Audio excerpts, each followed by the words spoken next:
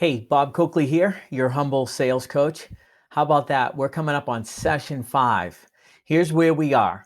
We started out talking about prospecting and how we can build a stronger, bigger pipe with qualified prospects. Then we started talking about how we can improve our close ratio, and we dove into the micro steps of building rapport, how we start out by creating likability and credibility using the conversation stack to create a connection, something in common. Again, building trust through likability.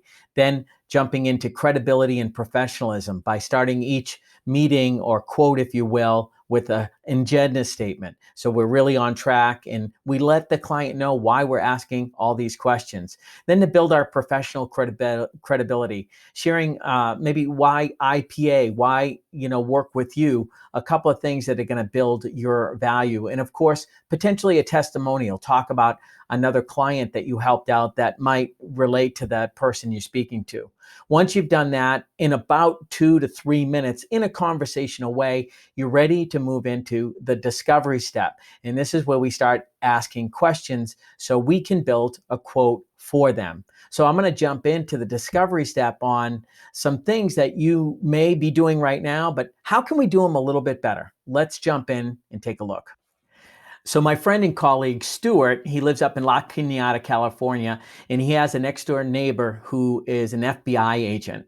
And he specifically works homicides, all right? So no relation here, but one of the things he was sharing with Stuart at a party was, he says, when we get a suspect in, then they start talking, the last thing we do is stop them.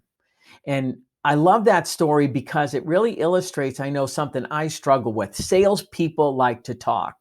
When we get into discovery, this is a chance for our prospect, our client, our customer to talk, to share it in their own words. And every once in a while, I find myself jumping in during discovery. I want to talk. And when I start talking, they stop. I'm not really learning anything new.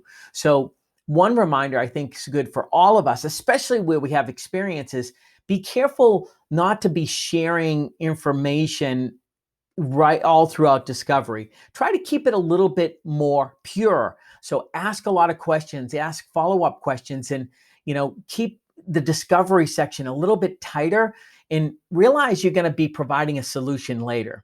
One of the things you may fall into the trap of is someone shares a bit of information and you share some information back, but as they expand more, you're like, oh, wait, I'd do this a little bit differently.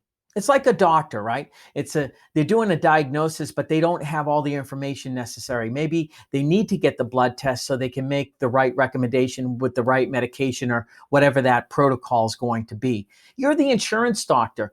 Remember, it's best to do a thorough diagnosis first. Ask questions, gain a better understanding so you have that full picture. So when you get on to the solution step, that you're in a position to offer a relevant solution or options for your client. But in discovery, I think we underestimate as well how much value we bring. We talked about how do we build value in the sales process.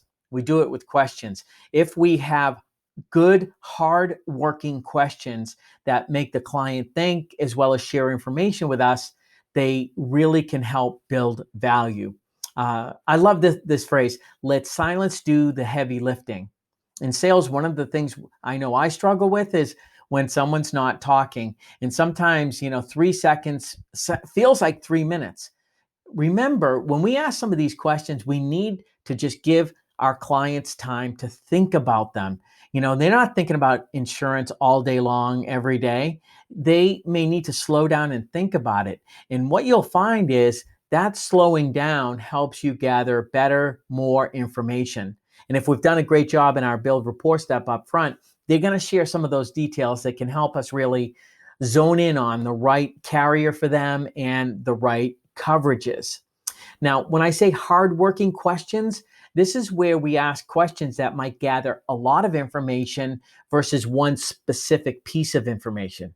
Just as an example, a hardworking question, an example might be, hey, tell me about your vehicles. Now, this we'll have them share more about multiple vehicles. It could, in fact, they might be thinking, oh, do you mean ATVs? Do you also mean motorcycles? That's a vehicle, right? Versus, all right, so what year is your car? That's one piece of information. And think about that. Okay, what's the model? What's the make? There's three pieces, three questions. And when I'm asking more questions like that in a more tactical fashion, what happens is it slows the conversation down and it feels like an interrogation. So when you're a master of discovery, you have those core questions that gather a lot of information and let your client do most of the talking.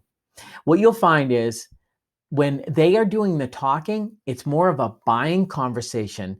If you're doing more of the talking, it turns out you're selling them. And no one likes to be sold, but they love to buy.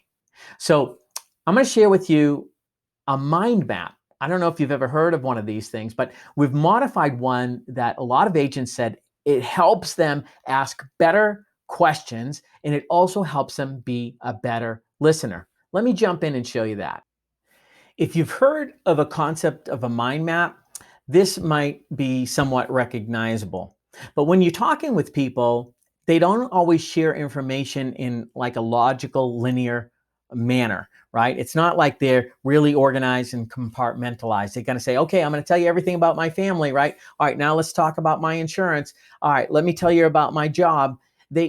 People think in kind of clouds. So with mind mapping, what it allows you to do is let them talk, and then using a tool like this, it allows you to capture that information without interrupting them. So a modified mind map is where I've set up these different boxes, if you will, or categories of typical information you're going to gather from a client in a quoting conversation with them. So on this sheet here, you see some example questions you can ask. Now, when I scroll down here, you'll see that you have a blank one. So this is something you could print out and take notes. And what the beauty of this is as you fill this out, the person talks, and if they're, for example, you open up your question with, so what's got you looking at your insurance today? That's going to go over in the motivation box. Now, if you're talking for a while and you glance down and you notice that the motivation box is empty, that should be a visual indication like, hey, I haven't really dug into what got them looking at their insurance today. Same thing if you haven't learned anything about their family. Now that's critical, right? Because it's important for us to understand their family. That's going to help us select or decide on the right options for them. If they have a family, there's different things they may need to protect. Maybe I don't know anything about their work. So what the mind map does for you is it allows you to quickly glance down and look at, hey, what are some areas I'm missing? Have you ever had that case where, oh, I forgot to ask that question and you got to call the client back? That's not necessarily bad, but if you're doing it because you missed a bunch of information, you're probably not looking like a pro. And when we take notes on like a pad of paper, and typically we just kind of write linear down the page, and it's kind of a lot of information in the middle, so you can't tell what categories you've got the information on. And if you look here, this is one of my mind maps. I have little pockets of information. So if I was asking about different team members, I write their name in the middle and I can see the information. If I didn't have information around there or anything jotted down, then I'm like, hey, tell me more about Kent. You know, what does he like to do for fun? So you kind of get where I'm going at. So with this tool here, my advice, here's what I'd like you to do, and this is part of the questions I'm asking you. I've collected a bunch of questions in these different categories. Take a look at these. Tell me the ones you like, maybe you're currently using. If I'm missing any, I'd love to hear some so we can share it with the entire group. Like, wow, that's a great one. I should be asking that question. And then the next thing is, what are some that are on here that you're not consistently asking? I'm sure you're familiar with all of them, but what ones are you going to say, you know what, I'm going to start asking these on my next quote. I'm going to make sure I ask these. I want to do this more consistently.